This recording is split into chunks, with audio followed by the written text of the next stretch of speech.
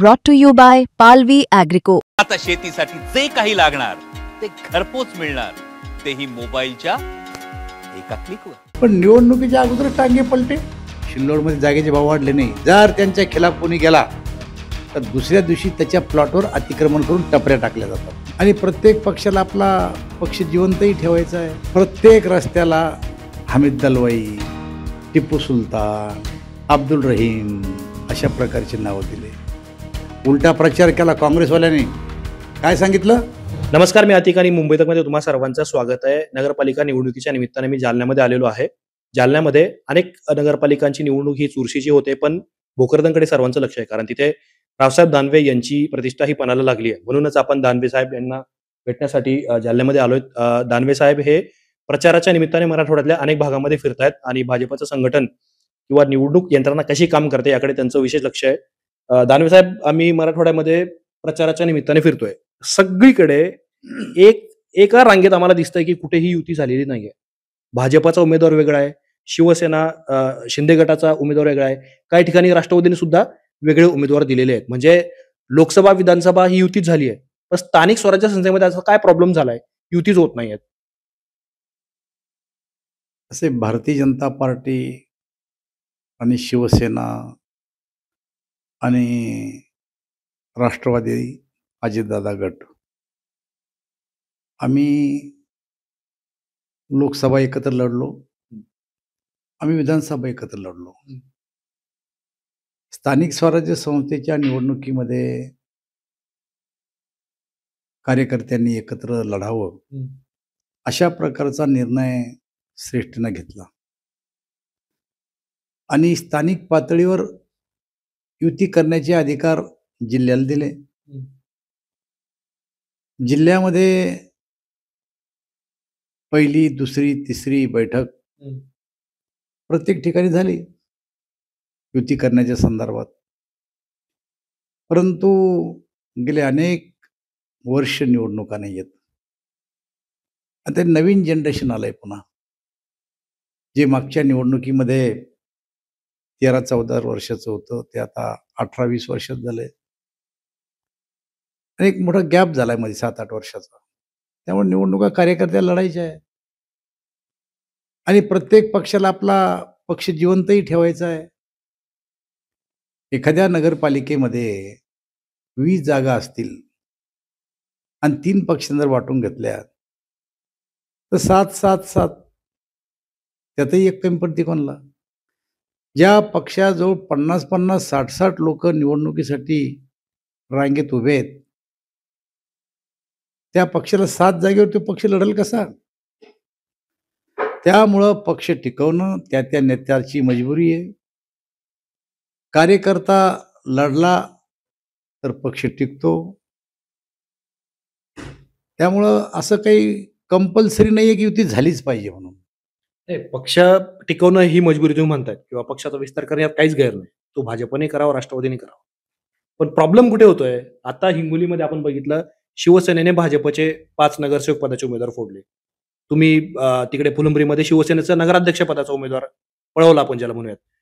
आणि ह्याचा रेफरन्स असा आहे की शिवसेना आणि भाजपमध्ये याच कारणावर वाद होता आणि हे प्रकरण दिल्लीपर्यंत पोहोचले. जेव्हा काही दिवसांपूर्वीच एकनाथ शिंदे हे अमित शहाना भेटले, असं सांगितलं जातं की त्यांनी याबद्दल त्यांच्याकडे तक्रारी केल्या. तर हे थांबणार आहे का? हे जर थांबणार नसेल तर मग महायुतीच्या युती धर्माबद्दल काय विचार केला जाईल? एकनाथराव शिंदे दिल्लीला गेले आणि तक्रार केली नाही असंच त्यांनी चॅनलवर सांगितलेलं आहे. ते राष्ट्रीय नेते आहेत आणि ते राज्याचे मुख्यमंत्री राहिले आहेत, आता उपमुख्यमंत्री आहेत. राष्ट्रीय नेतृत्वाला भेटण्यासाठी आणि आपल्या राज्यातल्या आपल्या डिपार्टमेंटच्या काही अडचणी कानावर टाकण्यासाठी राज्य नेतृत्वाला केंद्रीय नेतृत्वाकडे जावं लागतंय.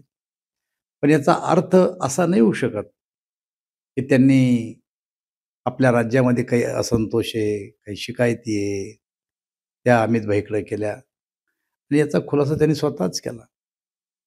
पण याच्या आधी असंही झालं ना की शिवसेनेचे काही म्हणजे एकनाथ शिंदे यांच्या वगळता शिवसेनेचे सर्वच मंत्री हे फडणवीसांसोबत कॅबिनेटला हजर नव्हते. आणि त्याच्यानंतर ते सगळं प्रकरण घडलं. तर सरकारमध्ये सगळं सुरळीत सुरू आहे का?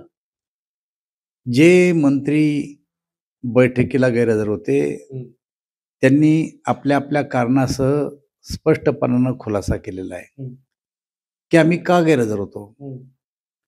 कारण प्रत्येक विधानसभा मतदारसंघामध्ये नगरपंचायती आणि नगरपालिकेच्या निवडणुका चालू आहे आणि अशा परिस्थितीमध्ये कॅबिनेटची मीटिंग आहे.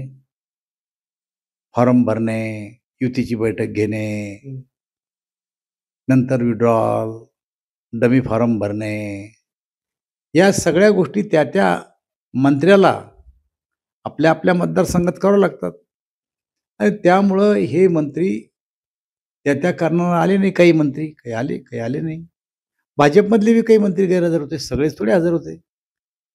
राष्ट्रवादीचे बी काही मंत्री गैरहजर होते.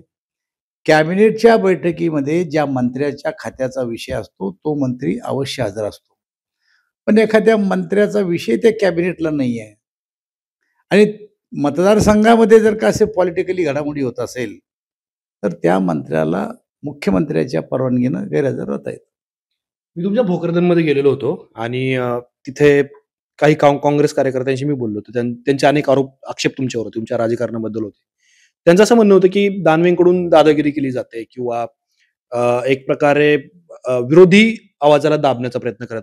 तर मी भाजपच्या कार्यकर्त्यांशी तिथे बोलण्याचा प्रयत्न केला. तर मला ह्याच्याबद्दल तुमची बाजू जाणून घ्यायची की काँग्रेसचे कार्यकर्ते असे का बोलत असावे? खरं असं सुरू आहे भोकरदनमध्ये? असं आहे, मी 32 वर्ष विरोधी पक्षात काढले. मी जनता पार्टीच्या नागरधारी चिन्हावर पहिली निवडणूक लढलो, निवडून आलो. मी आमदार झालो, विरोधी पक्षाचा होतो 10 वर्ष. मी खासदार झालो 2014 पर्यंत विरोधातला होतो. जेव्हा कधी माझ्याकडे तुमच्यासारखे चॅनलवाले किंवा वर्तमानपत्रावाले यायचे आणि आमच्या मुलाखती घ्यायचे, तेव्हा आम्ही हीच भाषा बोलायचो. काँग्रेसवाले आम्हाला दडपण टाकतात, आमचे कामं होऊ देत नाही, दादागिरी करतात. राजकारणात रोल बदलत असतो. आता 2014 नंतर आम्ही सत्तेत आल्याच्या नंतर माझं काम त्यांच्याकडे येतं. त्यामुळे बिचारे ते असं म्हणतात. पण भोकरदनमध्ये अशी काही परिस्थिती नाही आहे. जरी ते विरोधी पक्षात असले तरी आमचे मित्र आहेत. आम्ही दादागिरी वगैरे आमच्याकडे चालत नाही. शिल्लोड मार्गेच आला असाल ना तुम्ही? हां, मग जरा तिथली पहा परिस्थिती काय आहे, आमची पहा परिस्थिती काय आहे. तर आमच्याकडे दादागिरी वगैरे काही चालत नाही. आम्ही माणसाळलेले लोक आहोत आणि जर असं असतं तर लोकांनी मला, माझ्या मुलाला कशासाठी आमदार केलं असतं. माझ्या घरामध्ये 35 वर्ष मी आमदार खासदार राहिलो. 15 वर्ष तो 50 वर्ष आम्ही आमदार खासदार आहे आमच्या घरामध्ये. आणि तुम्ही हे जे बोलता ते हर निवडणुकीच्या प्रचारात वरचे नेते लोक येऊन सुद्धा म्हणतात का इथं दादागिरी आहे. आत्तापर्यंत मारपिटीची एकही केस, आत्तापर्यंत कोणाचा प्लॉट बळकावल्याची एकही केस, आत्तापर्यंत निवडणुकीमध्ये एखादी पेटी पळवल्याची केस, आत्तापर्यंत आमच्या नावानं निवडणूक आयोगाकडे कुठल्याही प्रकारची किंवा पोलीस स्टेशनला कुठल्याही प्रकारची अशी तक्रार नाही आहे. आमचा मतदारसंघ फार शांत आहे, संयमी आहे. एखाद्या गावात विरोधी पक्षाचा वाद जर झाला तर आम्ही स्वतः जाऊन त्या ठिकाणी मिटवतो. त्यामुळं ते फक्त एक विरोधी पक्षाचे कार्यकर्ते म्हणून बिचारे बोलतात असं. माझा काही त्यांच्यावर आक्षेप नाही आहे.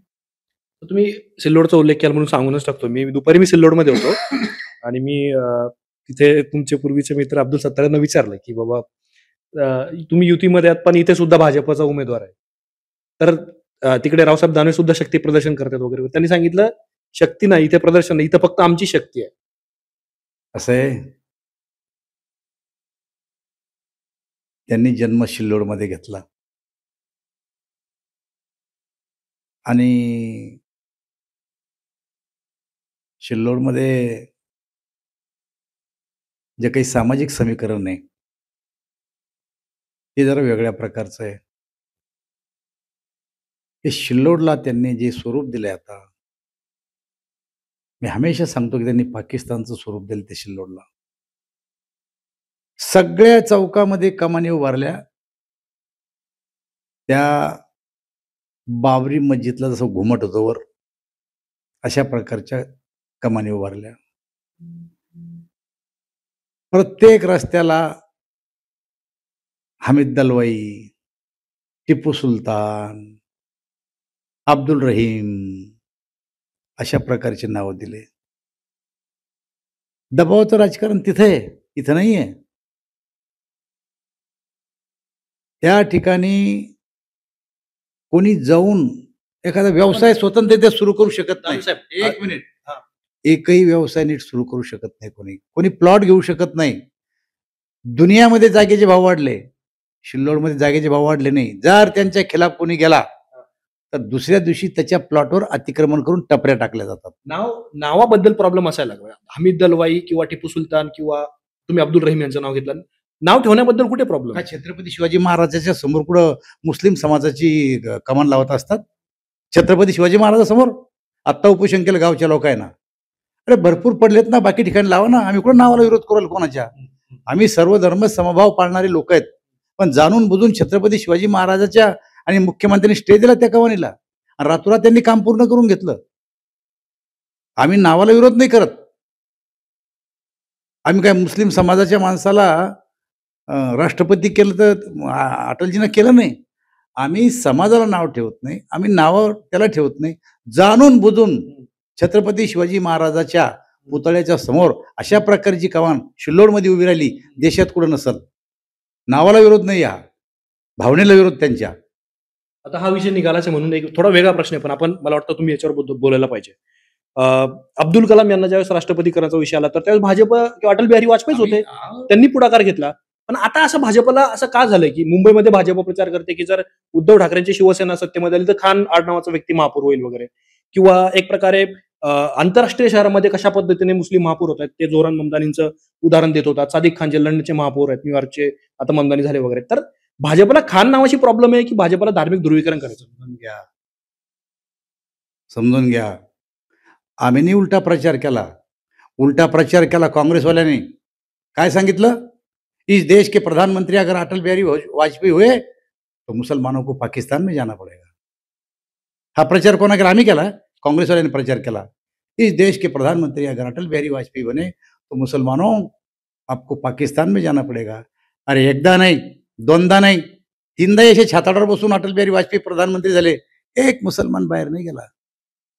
तुम्ही आम्हाला म्हणता आमच्याबद्दल प्रचार त्यांनी केला आणि आमच्यावर रोष लावता.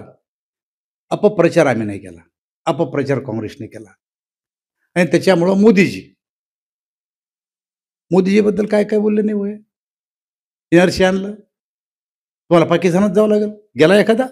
तीनदा अटल बिहारी वाजपेयी, तीनदा मोदीजी. किती मुसलमान पाकिस्तानात गेले? किती स्टेजवर दाखवू तुम्हाला काँग्रेस बोललेली अशा प्रकारची? हा प्रचाराची सुरुवात काँग्रेसनं केली, भाजपनं केली नाही. भाजपचा नारा सबका साथ सबका विकास, सबका विश्वास. आम्ही नाही करत उलटा प्रचार कोणाच्याबद्दल.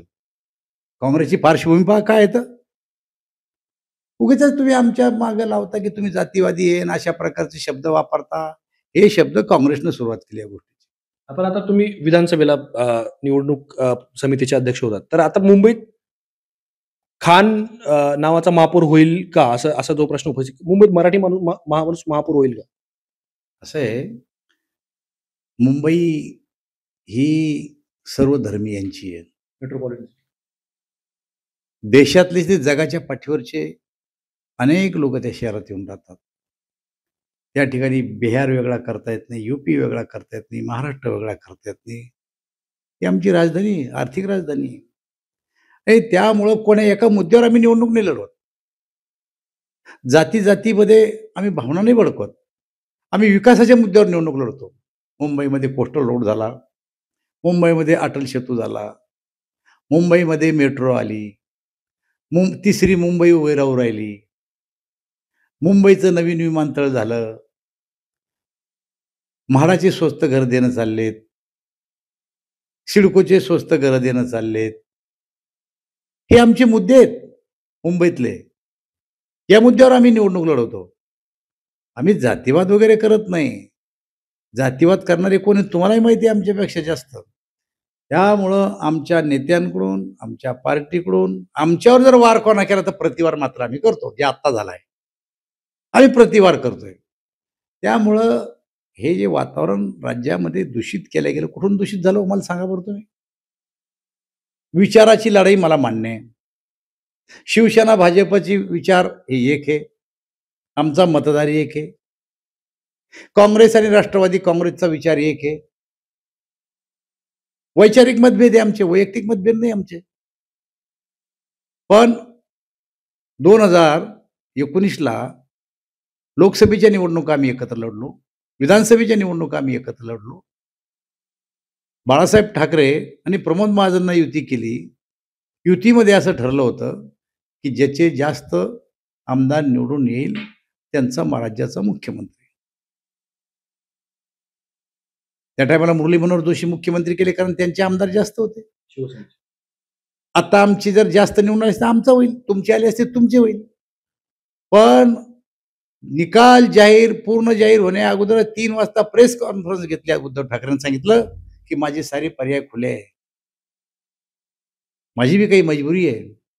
संघाशी संगत केली, विचाराची फारकत घेतली, काँग्रेसची राष्ट्रवादी काँग्रेसशी हातमिळवणी केली आणि मग यांना खाना ठेवला. बांध्याला सोडून मग खाना ठेवला. खान त्यांना आठवला. तुम्ही आमच्या तोंडी घालता खान, खान त्यांच्या तोंडी घाला, आमच्या नाही. समजून घ्या. थांबा. मी उल्लेख यासाठी केला. खानचा केला तुम्ही. अमित साटम यांनी उल्लेख केलेला होता, जे भाजपचे मुंबईचे प्रदेशाध्यक्ष. खानचा उल्लेख तुम्ही केला. खान कोणाला आठवला? उद्धव ठाकरेला आठवला. आमचं नेतृत्वानं संयम पाळा. 2.5 वर्ष आम्ही थांबलो.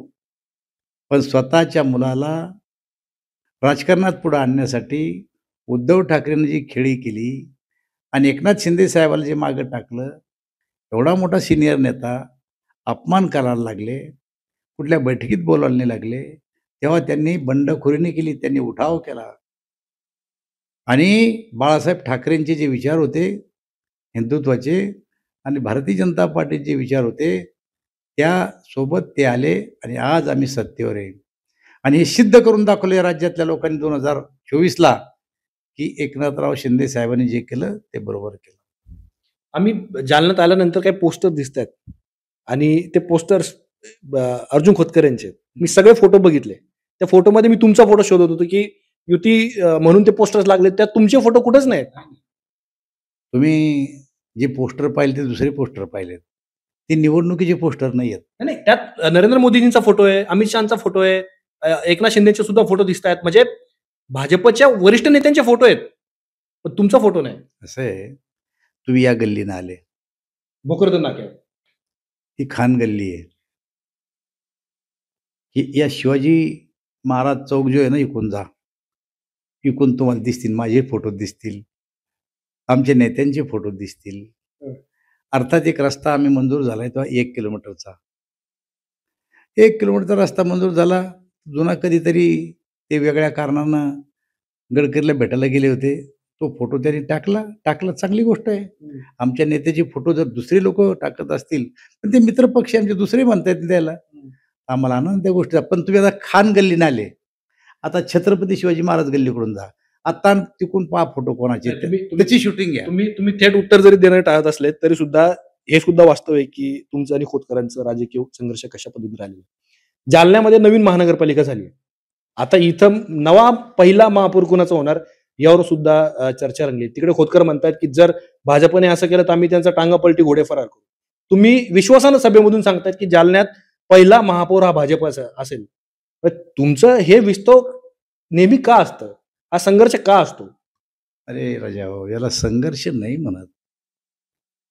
ते बोलतात ते चूक नाही, मी बोलतो माझंही चूक नाही. त्याला वाटू नये का माझ्या पक्षाचा महापौर व्हा म्हणून, आणि आम्हाला वाटू नये का माझ्या पक्षाचा महापौर व्हा म्हणून. प्रत्येकाला आपल्या कार्यकर्त्याला जिंकण्याची पराकाष्ठा करावं लागणार आहे. कार्यकर्ते जिंकून आणावं लागणार आहे. आम्ही जर म्हणलं आम्ही महापौर निवडणुकीच्या स्पर्धेत नाही, कार्यकर्त्याचं मॉरल काय म्हणून, किंवा त्यांनी म्हणलं उद्या की नाही आता भाजपला सोडलंय आम्ही, त्यांच्या कार्यकर्त्याचं मॉरल काय म्हणून. पण निवडणुकीच्या अगोदर टांगे पलटे. टांगे पलटे का टांगा पलट्या काय? शब्दप्रयोग वापरताना आपल्या मित्रपक्षाची जाण ठेवावी लागते. दुसऱ्या माणसाची जाण ठेवावी लागते. जे मतदार हे शब्दप्रयोग ऐकतात ते आपल्याला काय म्हणत असतील याची जाण ठेवावी लागत असते माणसाला. त्यामुळं आमच्या शब्दकोशामध्ये अशा प्रकारचे शब्दप्रयोग होत नाही. आम्ही हे ठामपणाने सांगतो, की जालना महानगरपालिकेचा महापौर हा भारतीय जनता पार्टीचाच होईल. हे आमचं म्हणणं आहे. टांगे फिलटे करत नाही आम्ही कोणाचे. त्यामुळे त्यांची ती भाषा आहे, त्यांना ती शोभती बी, आम्हाला नाही शोभत ती भाषा. आता इकडे प्रचार सुरू आहे, पण आम्ही असंही बघतोय, की तुम्हाला बबनराव लोणीकर यांच्यासोबत जुळून घ्यावं लागतं. जे तुमचे 15 ते 20 वर्षांपासूनचे एक प्रकारे आपण ते एक दुरावा म्हणूयात आपण वाद नाही म्हणणार तसं. तर तुम्हाला ते जुळून घ्यावं लागतं. तुम्ही आणि सलग 3रा दिवस आहे आज, की तुमची आणि त्यांची भेट होते. तुम्ही त्यांच्याशी चर्चा करतायत. तुम्हाला हे का करावं लागतंय? म्हणजे यापूर्वी तुमचा अबोला असायचा, पण आता हल्ली तुम्ही फार एकमेकांना भेटतायत, चर्चा करतायत. काय नवीन समीकरणं उदयाला येत आहेत काय? असं काही नाही आहे. मी आणि बबनराव दोघांनी मिळून या जिल्ह्यामध्ये भारतीय जनता पार्टी उभी केली.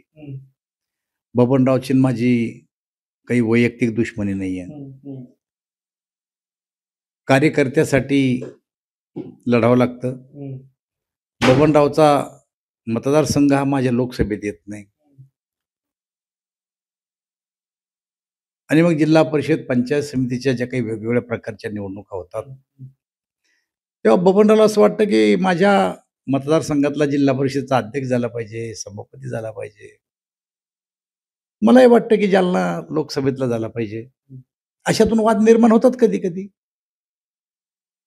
पण हे भांडण कार्यकर्त्यासाठी एक आमच्यातलं आहे. बबनरावला विधानसभेचं तिकीट मिळू नये असं मी कधी म्हणलं?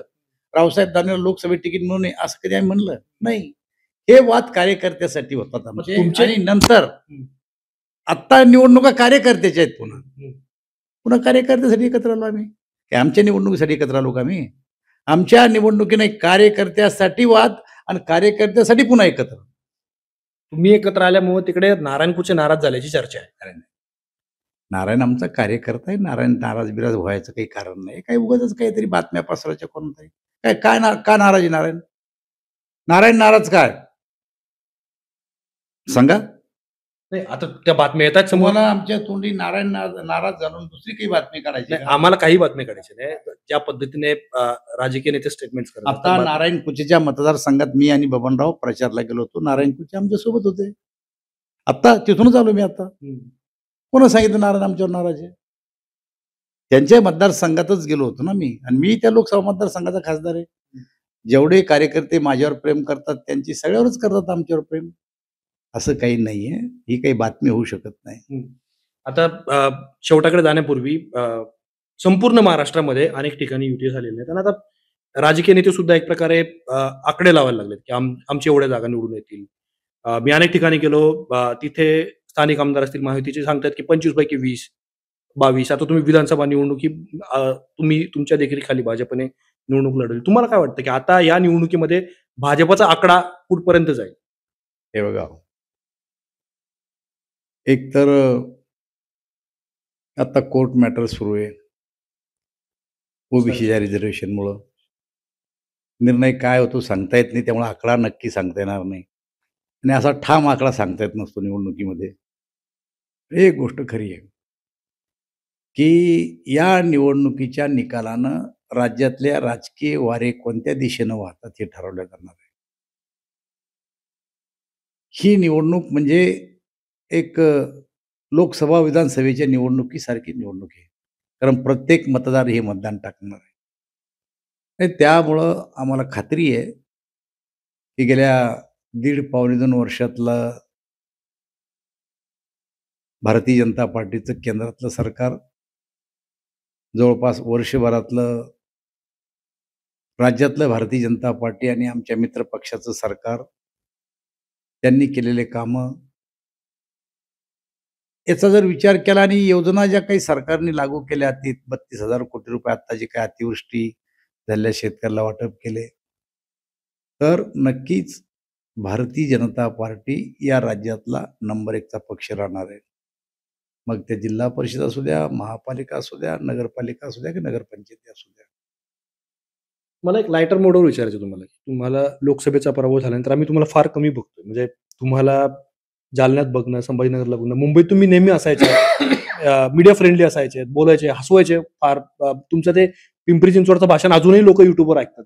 पण हल्ली तुमचं दिसणं बंद झालंय. तुम्ही माध्यमांपासून दूर जातायत. काय म्हणजे तुम्ही हल्ली काय करतायत? घरच्यांसोबत वेळ घालवता, प्रचारामध्ये आहात तुम्ही. पण तुमचं प्रेझेन्स आम्हाला कमी झाल्याचं जाणवतंय. हे बघा, या राज्यातला मी पहिला कार्यकर्ता असेल. पराभवाच्या दुसऱ्या दिवशी बाहेर पडलो. मी मराठवाड्याचा दौरा केला. कार्यकर्त्यांच्या बैठका घेतल्या. हारलो जरी असलो, एकूणच हार झाली महाराष्ट्रात, मराठवाड्यात आमची. तरी कार्यकर्त्यांमध्ये जाऊन उभारी दिली आणि पुन्हा कार्यकर्त्याला सांगितलं, की हार आणि जीत राजकारणात होतच असते. मी आता या महिन्यात नंदुरबारला जाऊन आलो. मी धुळ्याला जाऊन आलो. मी नाशिकला जाऊन आलो. मी येवल्याला जाऊन आलो. मी हिंगोलीला जाऊन आलो. मी माझ्या लोकसभा मतदारसंघात फिरतोय. प्रवास थांबला नाही. आम्ही तुमच्याकडे येत नाही असं नाही, तुम्ही आमच्याकडे येत नाही.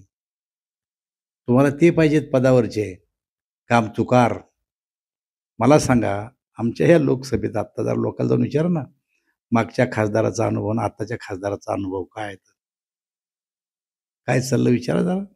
संपर्क आजही त्यांचा जास्त आहे का माझा जास्त विचारा. माझा संपर्क जरासाही कमी झालेला नाही. मला मी पराभूत झाल्याची जराशी जाणीव होत नाही. लोकांचा तोच प्रतिसाद आहे, अधिकाऱ्यांचा तोच प्रतिसाद आहे, मंत्र्यांचा तोच प्रतिसाद आहे आणि त्याच्यामुळं वरचं आणि खालचं सरकार आमचं राज्याचं नेतृत्व केलं मी. त्यामुळं मला स्वतःला वाटत नाही असं. तुम्हाला ते वाटण्याचं कारण आहे की तुम्हीच आमच्यापर्यंत पोहोचत नाही. पूर्वी आमच्या लोक यायचे तुम्ही. आता तुम्हीच दिसत नाही मला. नाही, माध्यमाबरोबर पोहोचतात तुमच्याकडे. पण आता अ, इकडे आता जालन्यात किंवा महाराष्ट्रात प्रचार करता तुम्ही दिल्ली मिस करताय आता? की तुमचं आता खासदारकी नसल्यामुळे दिल्लीत जाणं कदाचित कमी झालेलं असावं. तुम्हाला दिल्लीत जाणं, तिथल्या राष्ट्रीय नेत्याची भेट घेणं, दिल्ली मिस करताय तुम्ही? अरे राजा, राजकारणामध्ये जी संधी मिळाली तिथं काम केलं पाहिजे. जी संधी आपल्याला नाही, त्याच्यानंतर दुसऱ्या संधीचा शोध घेतला पाहिजे, दुसऱ्या कामाचा शोध घेतला पाहिजे. मी पक्षाचा ग्रासरूटचा कार्यकर्ता आहे.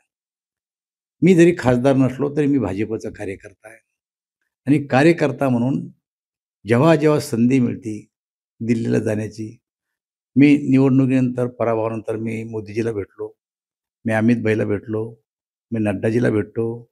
मुख्यमंत्र्यासोबत सतत माझ्या भेटीगाठी होतात. राज्यामध्ये आमचा जो कोर ग्रुप आहे, त्या कोर ग्रुपचा मी सदस्य आहे. आता स्टार प्रचार करताय. आता राज्याचा स्टार प्रचारक आहे. मी विधानसभेच्या निवडणुकीचा प्रमुख होतो. मला या विधानसभेत अमित भाईने 3दा सांगितलं, तू विधानसभेची निवडणूक लढवा.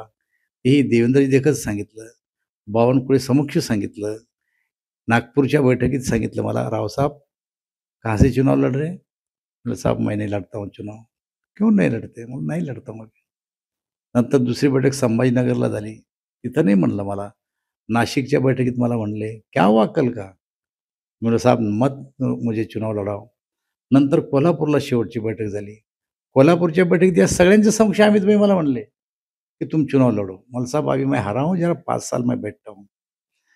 मला काही पदावर नाही आहे म्हणून काही मला जाणवत नाही, कारण मी 35 वर्ष आमदार खासदार राहिलो, केंद्रात मंत्री राहिलो, राज्याचा अध्यक्ष राहिलो. माझे 2 मुलं आता आमदार आहेत. माझी मुलगी आमदार आहे, माझा मुलगा आमदार आहे.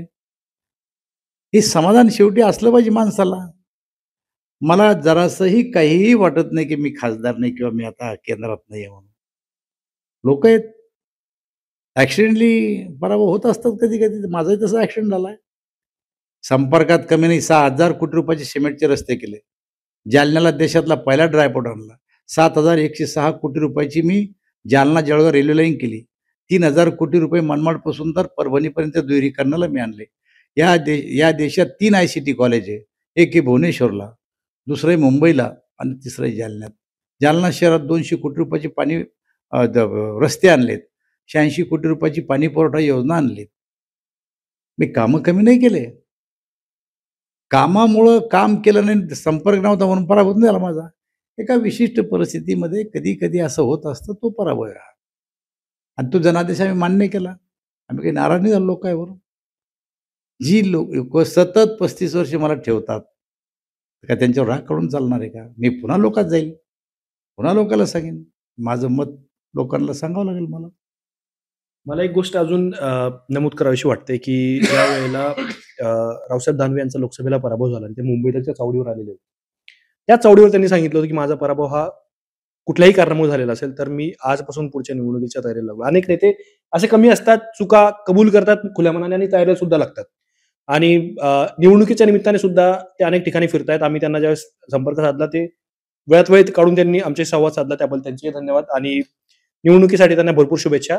भाजपच्या प्रचाराला ते लागलेले आहेत आणि सगळ्या मराठवाड्याच्या राजकारणाकडे त्यांचंही लक्ष असेल, आपलंही माध्यम म्हणून लक्ष असणारच. आणि तुम्हाला या सगळ्या प्रकरणाबद्दल काय वाटतं हे कमेंट बॉक्समध्ये नक्की सांगा. असेच माहितीपूर्ण व्हिडिओ पाहण्यासाठी मुंबई तकच्या YouTube चॅनलला सबस्क्राईब करायला विसरू नका. कॅमेरामॅन इसरार सोबत मी आतिक, जालना.